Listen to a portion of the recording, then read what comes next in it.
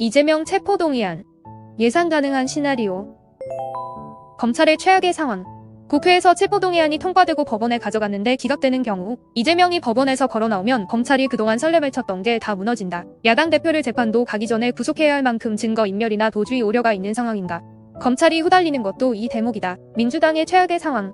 검찰이 영장을 쳤는데 국회에서 체포동의안이 부결되는 경우 패를 보지도 않고 판을 뒤집는 꼴이다. 불체포 특권을 포기하겠다고 했으면서도 검찰 수사를 거부하는 상황으로 비춰질 수 있다. 이재명은 남고 지지율은 계속 추락하게 된다. 검찰의 가장 좋은 상황.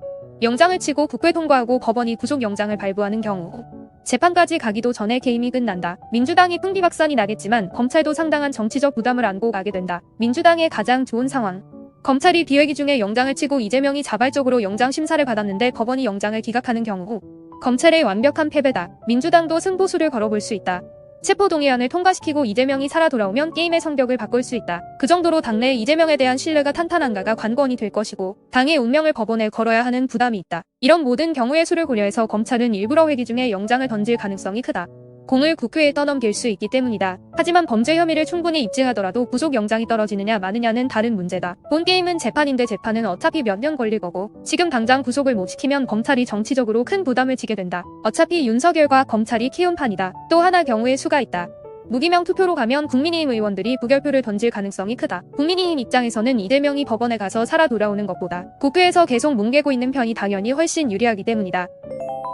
특수학교 보내라는 게 혐오다. 주호민의 아들이 일반 학교에 다닌다는 사실을 비판하는 사람들이 있다. 경향신문은 돌발 행동을 학교폭력이라고 부르는 건 역시 몰이해로 인한 혐오라고 지적했다. 오미에는 자폐인의 돌발 행동은 무엇을 공격해야겠다는 의도에서 나온다기보다는 불안한 감정에서 촉발된다고 봐야 한다고 지적했다. 자폐장애인을 격리하자고 하는 건 결국 장애인을 시설에 몰아넣어 사회와 격리하자는 주장과 같다는 지적도 있다. 사양합니다. 동네 바보형이라는 말의 작가 유승현은 발달장애가 있는 아들을 일반 학교에 보내고 있다. 사회는 비장애인과 장애인이 함께 어울려 살아가는 곳이고 상생하는 방법을 배울 수 있는 곳은 통합교육 현장밖에 없다고 판단했다고 한다. 현실의 자폐장애인들은 다 우용우처럼 무해하지 않아요. 불쾌하거나 당황스러운 행동을 할 때가 있죠.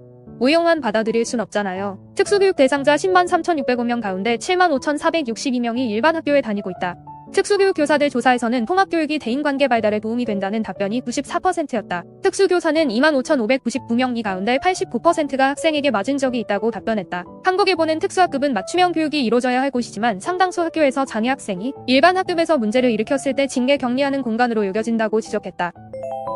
아스파탐 논란에서 배우자. 여기저기 쓰는 아스파탐이 발암물질이라는 WHO의 발표에 발칵 뒤집혔다. 미국 FDA가 반박 성명을 내기도 했다. 임소영은 아스파탐과 후쿠시마의 차이를 본다. 아스파탐은 일단 발암물질로 분류해놓고 추가 연구를 하면서 대체제를 찾고 있다. 물론 이 길이 틀릴 수도 있다. 하지만 만에 하나 있을지 모를 위험 가능성을 조심하자는데 비난만 할 일은 아니다. 후쿠시마는 쉬운 길을 선택했다. 상당수 과학자들이 말하는 것처럼 별일 없을 수도 있다. 하지만 환경과 인체에 미칠 잠재적 위험을 우려하는 목소리를 배척하지 않는 게 신뢰할 수 있는 과학이라는 지적이다.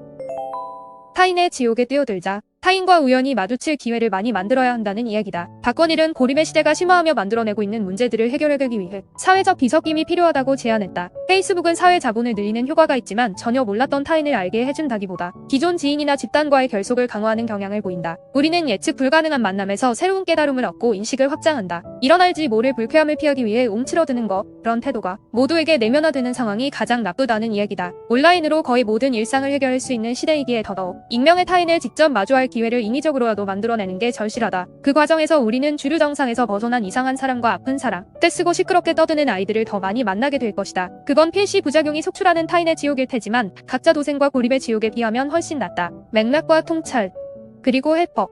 슬로우 뉴스.